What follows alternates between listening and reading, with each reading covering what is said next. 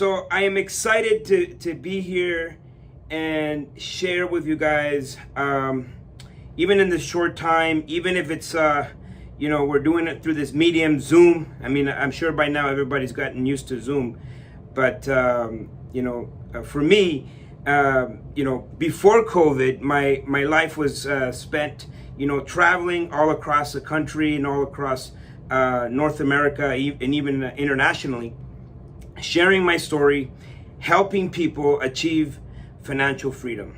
And a lot of people believe that, you know what, you got to wait till you're 40 or 50 or 60 to achieve financial freedom. I believe that it can happen really quickly. I started my first business when I was 17. That business grew to a multi-million-dollar company by the time I was 21. And being an immigrant to this country, most people thought that was impossible, right? How can someone just come from Latin America and all of a sudden have a company that's all across Canada? But that's what I did, even at a young age of 17. So if I can do it at 17, you guys can do it. You guys are probably smarter than me, and you definitely have high tech. You have technology at your fingertips, which I didn't really have when I got started way back when. So one thing I wanted to share with you, and give me a thumbs up if everybody can still hear me. Excellent, excellent, excellent. One thing I wanted to share with you is a little story of how I got started. So as I alluded to, I came to Canada when I was 9 years old, and refugees, my country was in turmoil. There was I was actually in 2 wars before the age of 9, and when we came to this country, my mom came here with $40 in her pocket and a dream, right? The opportunity. We're in Canada. I mean, this is a land of opportunity. Now, my mom, she worked very hard. And, she would, I would see her maybe at 9 p.m. when she would come home. And going to school, growing up, there was a lot of things that I wanted. For example, I wanted Michael Jordan shoes. How many people like Michael Jordan? MJs. How many people?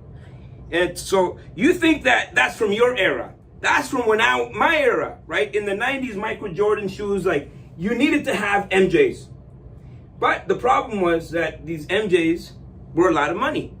And so I asked my mom, and my mom said, no, that's too expensive. We can't afford those shoes. So what I did was I got a paper route, a job. Now, this paper route came with some conditions, okay?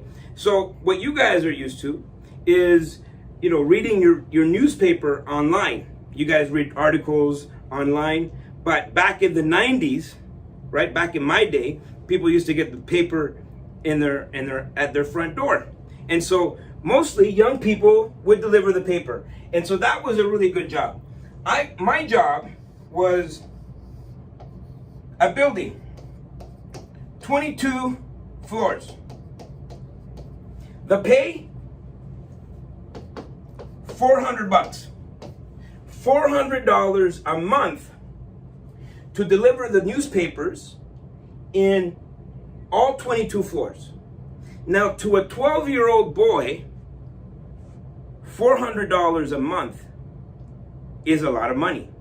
Even in this day and age, right? If you're 12 years old, you're making $400 a month, you're like, whoa, I have some money. Now, the problem with this $400 is that the delivery of the papers were after 3 p.m., after school, and after 7 a.m., Saturday and Sunday. Now, to you, that's not a big issue. But I want you to think before the internet, right? After 3 p.m., And Saturday mornings, this is the best cartoon watching time. You guys know this. Now, you guys now have the luxury of the internet, right? But for me, you know, I was giving up. I had to sacrifice watching cartoons to go and deliver papers. But now I'm making $400 a month. But I had to give up something really special to me. But I could buy some MJs. Now, I talked to my friend Johnny. I said, Johnny, I have a deal for you. How about I give you $200? I'm going to give you $200, Johnny. And the job is to deliver these newspapers 3 p.m. after school and in the morning, Saturday, Sunday. $200, that's a lot of money to a 12-year-old boy. And guess what he said? Yeah. So he took the job. In essence, he became my first employee. And so now I'm making $200. I'm making $200 a month. But now I get to watch my Saturday morning cartoons, Saturday and Sunday morning cartoons, and after school. Okay? So that's the first lesson of being an entrepreneur. Now, the ultimate entrepreneur was that this building here, which had 22 floors, it was beside another building that had roughly around 18 floors.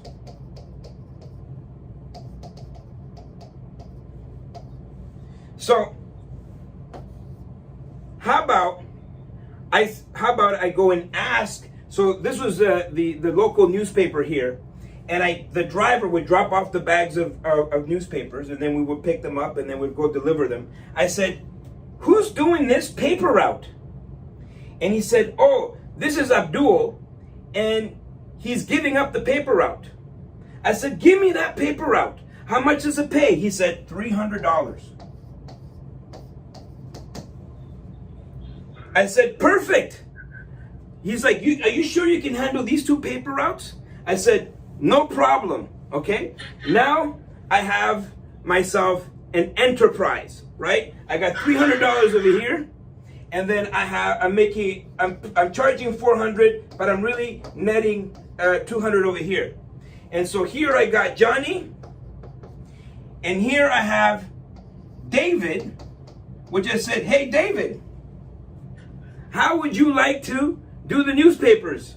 He said, "Well, what do I have to do?" "Well, after school, in Saturday mornings and Sunday mornings, you deliver the paper in this whole building. How much are you gonna pay me?" He said, "I'll give you $150. So now, I'm 12 years old, guys. I'm 12 years old. I've discovered that I can make $350 a month without doing anything. And this was the lesson, okay? I learned this at 12 years old. The most powerful lesson that there is in financial literacy. The most valuable asset that anybody can have is time. That is the most valuable asset that anybody could have. You see, everything in the world, there's an abundance of. There's an abundance of money, abundance of food, abundance of all types of resources. But there's one resource that is very limited, that is very precious, that is finite, which is time. You see, anybody can make money, lose money, and make money again. If you lose money, you can make money again. But time, once you lose time, you can never get that again. It's gone. Time is the most valuable asset that we have. And this is what I learned. that 96% of the people out there in the world, they trade their most valuable asset for money. They work for money. 96 of the world trades their most valuable asset, which is their time, for money. 4% of the world, 4% of the world understand the value of time, and they buy other people's time. They own other people's time. Someone like Richard Branson that employs 100,000 people around the world.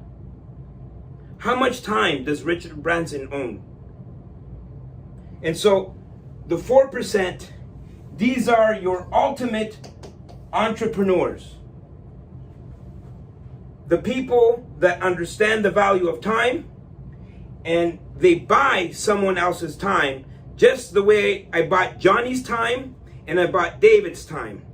Those are the first lessons that someone needs to understand when it comes to being an entrepreneur. So, because we don't have enough time, I mean, I wish I could be here all night with you guys, but we'll just cover a few things, and by the end, I'm going to leave it open for some questions, so you guys can, start to think about some of these concepts. So we'll talk about becoming. What does it really take to become the ultimate entrepreneur? What is the ultimate entrepreneur, and what does it take? What is the mindset that someone needs to have in order to become the ultimate entrepreneur?